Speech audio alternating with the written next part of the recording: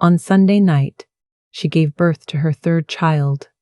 Her body was still in pain, with every move her stitches pulled. At that moment she found the messages. Marcus wasn't talking to another woman. He was talking about money he couldn't explain. The messages weren't romantic. Messages were worse, in a different way. Numbers. Warnings. Someone asked him when he would resolve it. Tamara stared at the screen. She didn't understand what she was looking at. Nothing about it made sense. She tried to piece it together but failed. Debt? Trouble? Something illegal? That was her first thought. Marcus had never mentioned anything like this. Not once. She was still in the hospital bed, her newborn asleep beside her. Marcus was in the bathroom, showering. That was the only reason she had seen it. A message that lit up his phone and didn't match the life she thought she was living. Tamara wasn't the kind of woman who jumped to conclusions. She checked things first. So she didn't react. She just read. Then read again, trying to connect something that didn't make sense yet. Marcus and her had built a life over years. Not perfect, but stable. Bills paid, kids taken care of, routine that held everything together. Marcus wasn't flashy. He was practical, quiet, predictable. That's why this felt so out of place. She met him years ago, not in a dramatic way, just life happening. He didn't impress her with words. He impressed her with consistency. He showed up when he said he would. He fixed problems without being asked. He didn't disappear when things got hard. That mattered more than charm, at least to her. So when things started changing, she didn't panic. She observed. First it was small, longer hours at work. Phone always facing down. Short replies that ended conversations too early. But nothing she could point at and say, "This is wrong." Just discomfort. Unclear. Unfinished. One night stayed in her mind. He was sitting across from her, kids asleep, TV off. His phone buzzed. He looked at it, paused, then turned it over. Not quickly, not nervously, just deliberately. Like someone deciding what not to show. Tamara noticed, but said nothing, because there was nothing to say. Yet. Instead, she asked about work. He said it was complicated. That was his new word lately. Complicated. It covered everything without explaining anything. She didn't push, not because she was afraid, but because she didn't have proof of anything to push against. And Tamara believed in destiny. She believed answers come when they're meant to come. But that night in the hospital, something changed. Not in Marcus, but in her. A small fracture in certainty. Not betrayal, not the truth, just uncertainty entering a place that used to feel stable.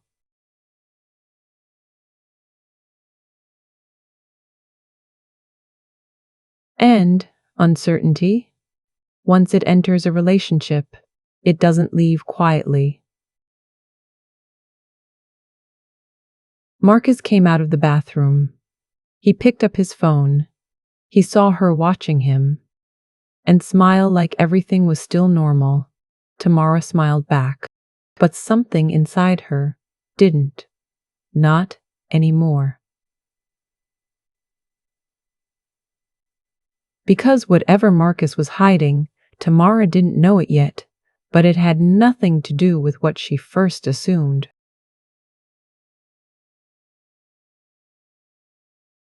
when they came home the next morning. Marcus was normal. Too normal. He made tea for her, checked on the baby, asked if she needed anything. Small things. Careful things. The kind of normal that makes you stop asking questions. Tamara watched him, not directly, not in a way he could notice, just enough. Trying to place what she felt. Because what she saw last night hadn't left her yet. He moved around the house like nothing had changed. Same routine, same tone. Even the way he spoke to her was exactly the same. And that's what felt strange. Because something had changed. She could feel it, just not prove it. Later that afternoon, his phone rang. He looked at it, paused for half a second, then stood up and stepped outside. Not rushed, not nervous, just intentional. Tamara didn't follow. She didn't need to. The pause before he stood up stayed with her longer than the call itself. When he came back, he didn't explain anything. She didn't ask. That silence between them was new. Before, they would talk about everything, even small things that didn't even matter. Now, there were gaps. Small ones, but noticeable. That evening, they sat together. The baby was asleep. The house was too quiet. Marcus scrolled through his phone, not hiding it, not showing it either, just lost in it. Tamara looked at him, tried to read his face, but there was nothing there to read. No guilt, no tension, just distance. And distance is harder to question, because you can't point at it, you can only feel it. She almost asked him. The words formed. Right there. What's going on? Simple. Direct. But she didn't say it. Because if he said nothing, what would she do next? So she stayed quiet. And he stayed quiet too. Later that night, she noticed something small. His phone was always face down. Not once, not occasionally, always. Even when it didn't ring, even when no one was around. She stared at it for a moment, longer than she should have. Then she looked away, because noticing too much means you're already starting to suspect. And Tamara wasn't ready to suspect. Not yet. But the feeling didn't go away. It stayed with her. Quiet. Unclear. Just enough to bother her, not enough to explain. Like something wasn't right, and she couldn't prove it. Marcus didn't act differently, not in ways anyone else would notice. He still helped, still spoke the same, still played his role. But something about him felt just out of reach now, like he was there, but not fully with her. That night, Tamara lay awake, the baby beside her, Marcus asleep on the other side. She stared at the ceiling, trying to settle her thoughts. Maybe it was nothing. Maybe she was tired. Maybe she was overthinking small things, all possible, all reasonable. But none of them felt true, because deep down, she knew something had changed. Not broken, not exposed, just shifted. And once something shifts like that, you don't go back to not noticing it. Because Tamara still didn't know what was wrong, but for the first time, she stopped trusting that everything was right.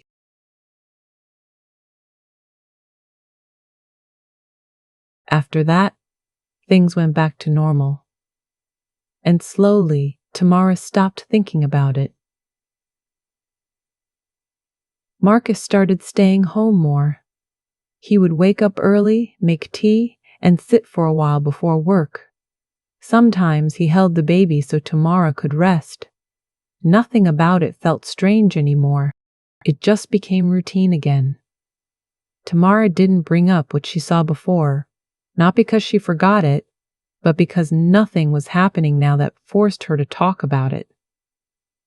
The house started feeling calmer. The baby didn't sleep for long stretches at night, and on the nights she was too exhausted to stand properly, Marcus helped more. Her best friend still came by regularly. She would sit in the living room, hold the baby at times, and help Tamara in the kitchen. She and Marcus would talk normally when Tamara was in the room, about small things, nothing serious. One afternoon, Tamara was in the bedroom feeding the baby. She heard them talking in the hallway. Nothing loud, just normal conversation. When she stepped out a few minutes later, they both looked in her direction and stopped talking for a second. Then the conversation continued like nothing happened. Tamara didn't think anything of it. She just went back to sitting down. Later that day, her friend said she needed to leave. Marcus walked her to the door, came back a few minutes later, and washed his hands in the kitchen sink. Tamara was sitting on the sofa, watching the baby breathe while sleeping. She didn't ask what they were talking about. It didn't even enter her mind. The rest of the evening passed quietly. Marcus sat beside her for a while, scrolling on his phone. She leaned back and rested her head. Both of them were tired. Both of them are quiet. And that was it. No tension, no argument, no questions, just another normal day. But what Tamara didn't realize was, normal doesn't always mean nothing is wrong. In the middle of night, Tamara woke up. She got up slowly, not fully awake, just enough to move. She walked toward the washroom, careful not to make noise. The hallway was dark, quiet. As she passed the bedroom, she noticed Marcus's phone on the charging table. Face up this time, the screen lit up, and it kept glowing. Someone was calling. Tamara stopped, her eyes fixed on the screen. Marcus wasn't in the room. The bathroom door was closed, water running inside. The phone kept ringing, and that's when she saw the name. Jennifer. Her best friend. For a second, nothing happened inside her. No reaction, no thought, just stillness. Then the call ended. The screen went dark, and a second later, it lit up again. Another call. Same name. Jennifer. Tamara stepped closer. Not fast, not even fully aware of what she was doing. She picked up the phone. Her hands didn't shake. Not yet. The call stopped. But the screen stayed active. The messages were there, already open. Marcus, don't call right now. Jennifer, you said she'd be asleep. Tamara's breath caught. Not loud, not dramatic, just stuck. Her eyes moved down the screen. More messages. Not new, not recent. Conversations that had been going on. Plans, meetups, timing, and then one line. Yesterday was close. We have to be more careful. Yesterday. Tamara remembered yesterday. Her friend was here, sitting in the same room, holding her baby, talking to her like nothing in the world was wrong. She held the phone tighter. That's when she started to understand. Everything started connecting, not slowly, all at once. The way they went quiet when she entered the room, the looks she didn't question, the days that felt normal. Until now, it was all there. She just hadn't seen it. The bathroom door opened. Marcus stepped out, drying his hands. He looked up, saw her standing there, holding his phone.